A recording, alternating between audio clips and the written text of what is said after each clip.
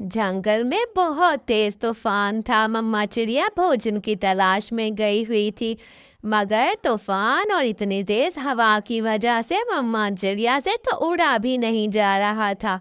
मम्मा चिड़िया यहाँ वहाँ सहारे लेती बैठ जाती। मम्मा चिड़िया को उड़ना बहुत मुश्किल हो रहा था। मम्मा जैसे करते करते घने जंगल की तरफ निकल जाती है। हे ऊपर वाले, ये मैं कौन सी जगह पर आ गई हूँ? ऐसे दरख्त, ऐसी जगह तो मैंने अपने जंगल में पहले ना देखी थी। लगता है मैं बहुत दूर आ गई हूँ। मेरी बच्ची घर पे अकेली होगी। हवा की वजह से मेरा सफर इतना लंबा हो गया है। अब तो क्या करूँ? दूसरी तरफ पिछले जंगल में तूफान रुकने के बाद हर तरफ घर और दरख्त गिरे पड़े होते हैं। गुड़िया अपनी माँ का इंतजार करती है। अरे कबूतर अंकल, आपने मेरी माँ को देखा है? न जाने कहाँ चली गई है, कब से ढूंढ रही हूँ। भोजन की तलाश में जाती है लेकिन अभी तक माँ नहीं आई। कौवा अंकल, आपने देखा है मेरी माँ को?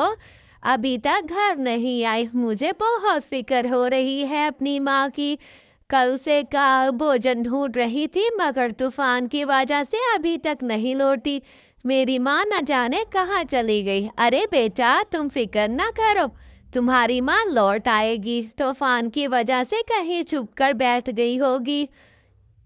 यहाँ दूसरी तरफ मम्मा चिड़िया घने दरख्तों के बीच में बैठ जाती है ताकि कोई चील वगैरह उसे देखकर खा ना जाए।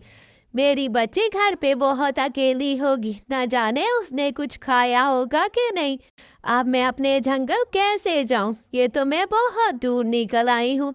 मैं कैसे अपना रास्ता ढूंढूं? मम्मा चिड़िया बहुत परेशान होती है।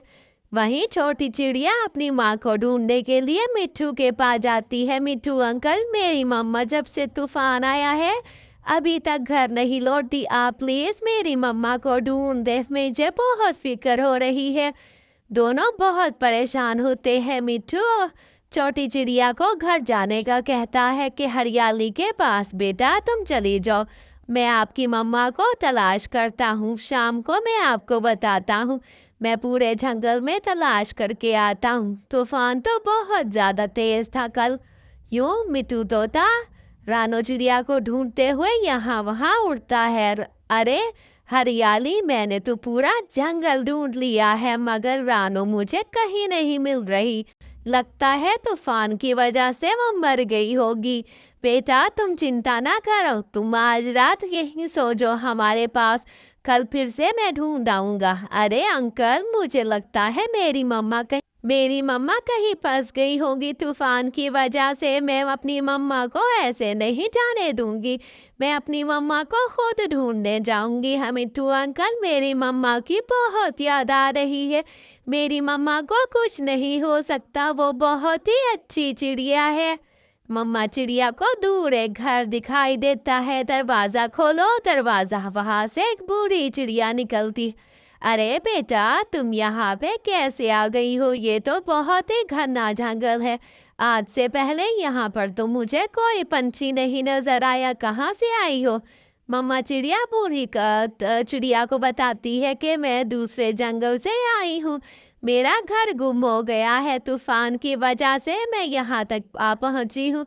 अब मुझे मेरा रास्ता नहीं दिखाई दे रहा, ना जाने क्या होगा।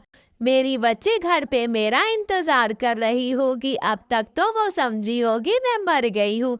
अब मैं कैसे अपने घर जाऊँ? आप मेरी मदद करें, मुझे रास्ता दिखाएं। हाँ हाँ बेटा, मैं भी तुम्हारी तरह जवानी में इस तरफ आ गई थी। मेरा घर भी गुम हो गया था। मेरे भी बच्चे ऐसे ही दूर निकल गए थे मुझसे। मैंने आज तक उनसे नहीं मिली। आओ तुम्हें बाहर का रास्ता दिखाऊं। मम्मा चिड़िया को बूढ़ी चिड़िया रास्ता दिखाती है। ये बेटा पुल वाला रास्ता है पश्चिम की तरफ। घने पहाड़ों के बाद तुम्हारा घर तुम्हें आ जाएगा। यहाँ से सीधा चली जाओ।